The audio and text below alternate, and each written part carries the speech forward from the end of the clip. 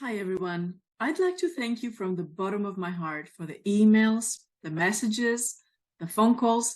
We had such an amazing semester.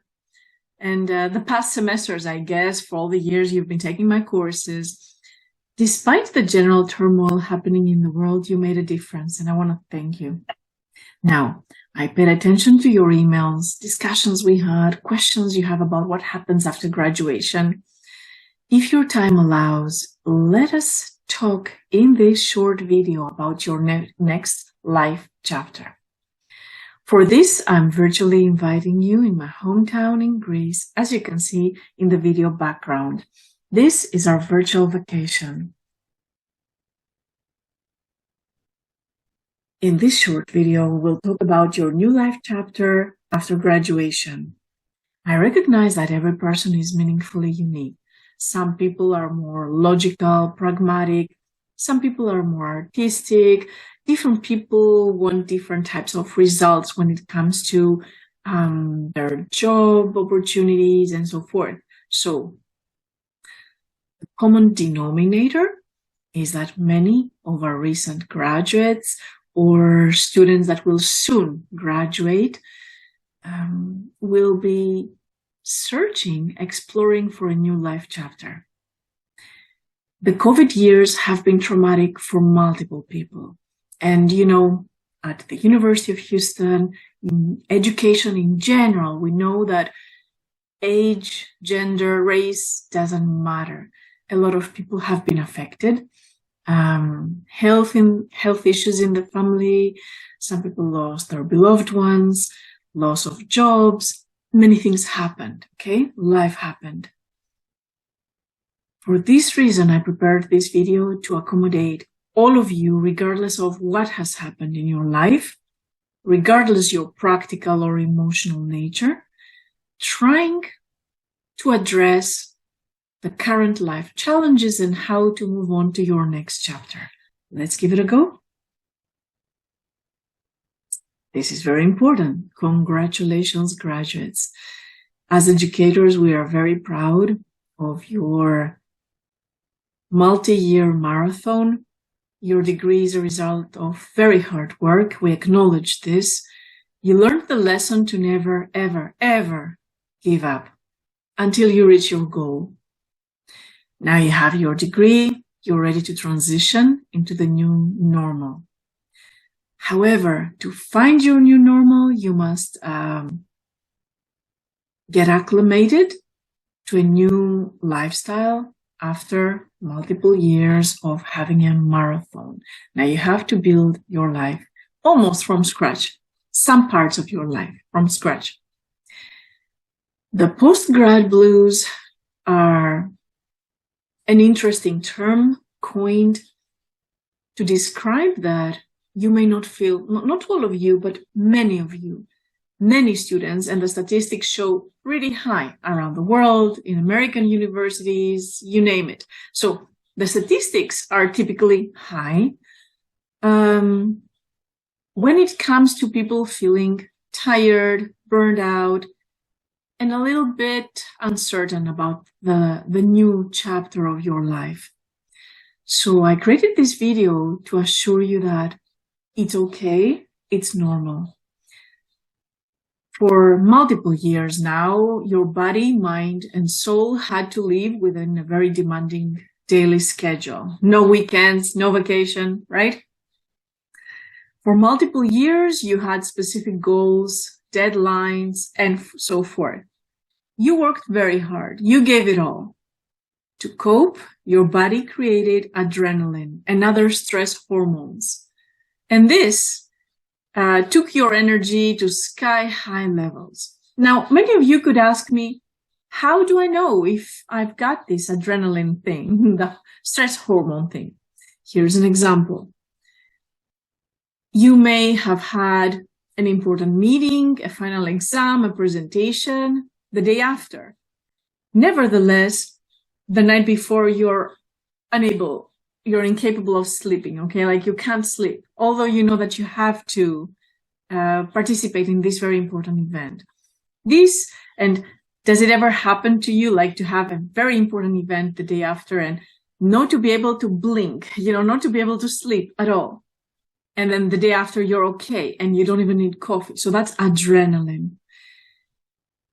Once the school is over and the graduation ceremony and all the beautiful parties and family reunions and things like that, when all of that is behind you, the adrenaline effect will start to wear out.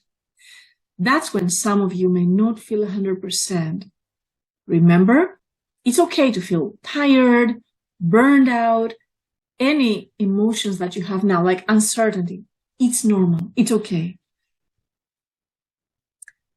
Again, as we can see on the internet, from very valid sources, because we are not medical practitioners, but we are researchers, and we can recognize NSF research. We can see formal government articles about this topic. So we know we trust the sources and the findings, okay? So some students may feel tired, stressed. Maybe you have some sleeping disorders, maybe binge watching, marathon game playing, and so forth. Some students may feel stressed because of self-imposed goals. You may have regrets, like, why didn't I get a job yet? Like, you go into this route where you shouldn't be objectively. So I'm basically asking you not to get into that route. Don't compare yourself with anyone. You have done your best during your education years, and now you will make it right. Now you'll get that job. You will put your life back into the proper track. You don't need to worry too much. The first thing you have to do is relax. Understand that you've just been out of a multi-year marathon. You have to allow yourself to heal and recharge your batteries, because when you get that job, you won't have an opportunity to have vacation right away. So take advantage of this opportunity. Now that you've made a smooth social and emotional transition, and you've given yourself a few days, it's time to focus on your goals in a deeper sense. They say that we have two important moments in our life. The first is the day we are born, and the second is the day we discover why. The day we discover the true meaning of our life. Like, I want to focus on the maritime industry. I want to focus on new regulations. Green energy means a lot to me, or education means the world to me. I want younger students, or I want our students not to make mistakes that I made, or not to face obstacles that I face, right? So discover your whys, discover your life goals. Another thing that we have to acknowledge is that our modern world is very, very competitive, very busy, and everything is based on logical assumptions. So you may need someone to listen to you, like hear you, like, hey, I'm in a new life transition. And it may be a little discouraging not to be able to find people that have the time, because everybody's, kind of in track doing things, day-to-day stress again. This may give you a little space to consider what your true purpose in life is, what you really enjoy doing. Perhaps you can take a good use of these days after your graduation, and this will be perfect for you to think. Now, this brings us to self-acceptance. This is not a superficial term. This is not, touchy-feely, not at all. This is factual human nature. I'm just trying to remind you, try not to have any regrets for choosing the wrong path, not having, a GPA that is high enough, not working hard enough. Like, don't go into this route.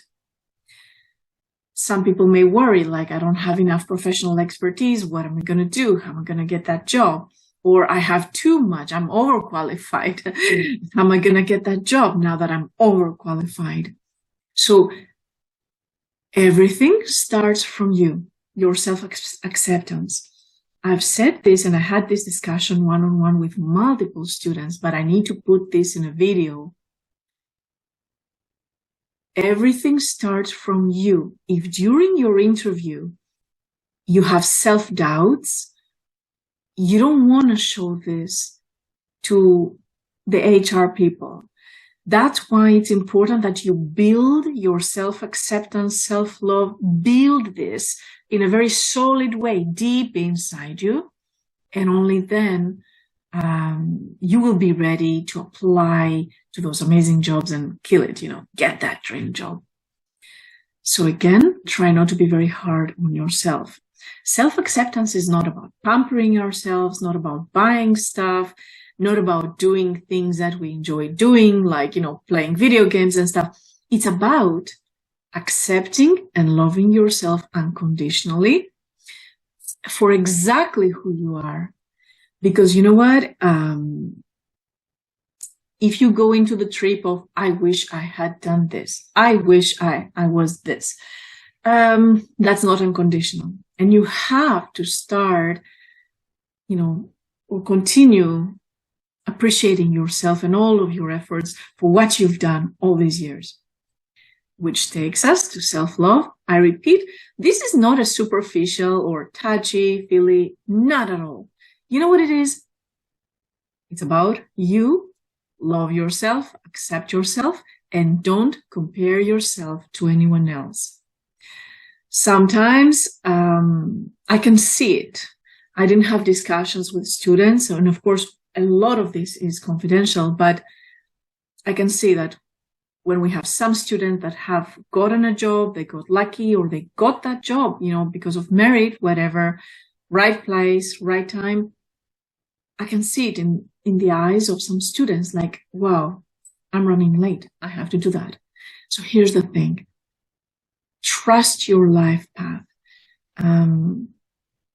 Acknowledge your efforts. And believe me, I've seen this again and again, statistically, there is a place, a wonderful, happy place for everyone.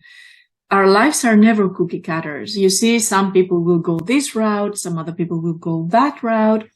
You will always have some time lapse between when some people will get the job and some others will get the job. Like, don't compare yourself. That's the bottom line. Don't panic, right? So I have to tell you, I have a good friend back in London, and she's extremely confident. Bad hair day, wardrobe malfunction, you name it. Nothing can, discourage her. So when things go south, she just pats herself in the back and she says, I am what I am. It is what it is. So let this be your mantra. Don't try to be someone else. Don't try to change radically to accommodate.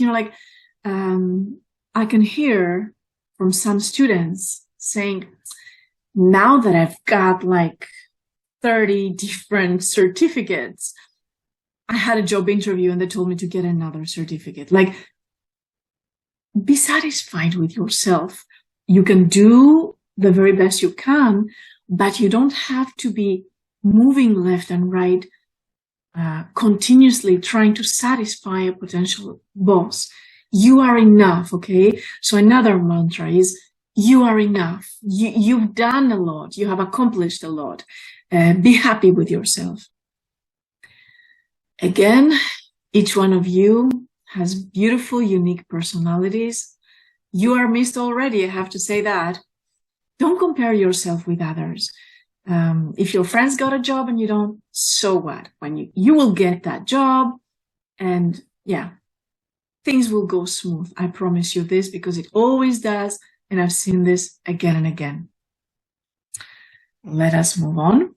So try to visit some good friends or family, spend time with your beloved ones, keep in touch with, meaningful networks, people that you know, people that you love. And remember, we as educators are your mentors for life. In the years that we have known you, we have established sincere connections, meaningful connections, we hope. So keep in touch, reach out, you're important to us. Let's now talk about your career path. For many years, as we talk to our students and professionals of different levels of expertise, different demographics like age, whatever, one thing is constant.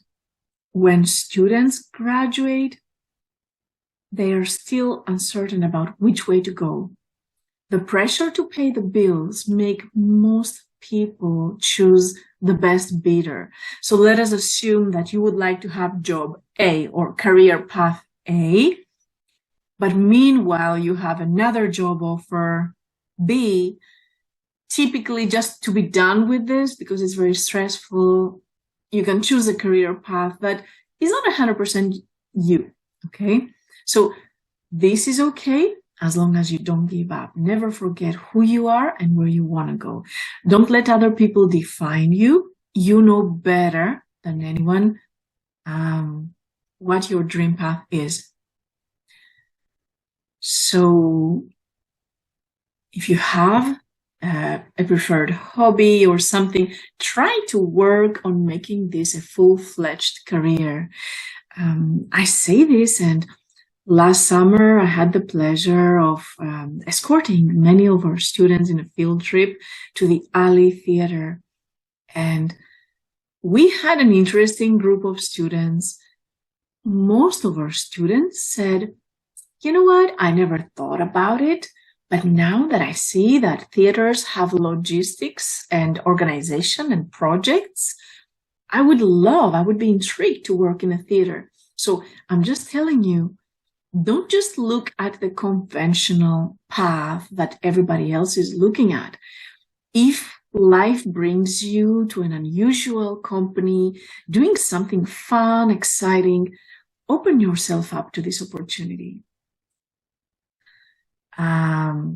And again, I just want to reiterate, the way to choose our career is, on one hand, you have built certain skills and credentials. On the other hand, you know very well what makes you happy. So why don't you try to merge those two goals and just choose a career that is a hybrid of those two components? All right, so choosing your career, I'm going to share some additional career tests or vocational tests so that you know you come even closer to what your true goals are. Here's another thing that you can do. You just need a piece of paper or just your smartphone. So here's what you do. You make a list of the top 3 industries or career paths. So you can say, as I try to bring examples, I think each one of you discussions we had. So some of you say like, I love energy, the energy industry, like green energy. I love 3D printing and I love the arts and I would love to work in either way. So if that's what you like, just write those 3 areas, like the top 3 industries. You can add education, work for the government, transportation, the sky's the limit, right? Real estate. Now, make a list of the top 20 companies of your choice. And these 20 companies have to come from those 3 industries. Now, as you look at these 20 companies, okay, some students could ask, some graduates could ask me, how do I choose those 20 companies? So just select some energy companies or, from your top 3 industries, select companies that you have Googled and you identify that you can be aligned with their culture. You're aligned with the payroll. You're aligned with their geographical coverage because maybe you want to travel. Maybe the 401k, whatever that is, like try to find articles about cool companies and go for it. Now make it as your goal to pursue a career path towards that direction. In the next month, I promise you I'll be posting more career videos and I'll be sharing career opportunities. one important thing that I want you to do is share with me your Google or Yahoo account. This is important. And another thing that I would like to evaluate is reach out to me for particular career questions or different jobs that you're looking for. Like, I'm looking for a job in that industry. Can you share some, companies, vacancies related to that? And this, ladies and gentlemen, is the end of my short video. I want to thank you so much for watching, and I look forward to establishing a meaningful networking connection in the years to come. Thank you and take care.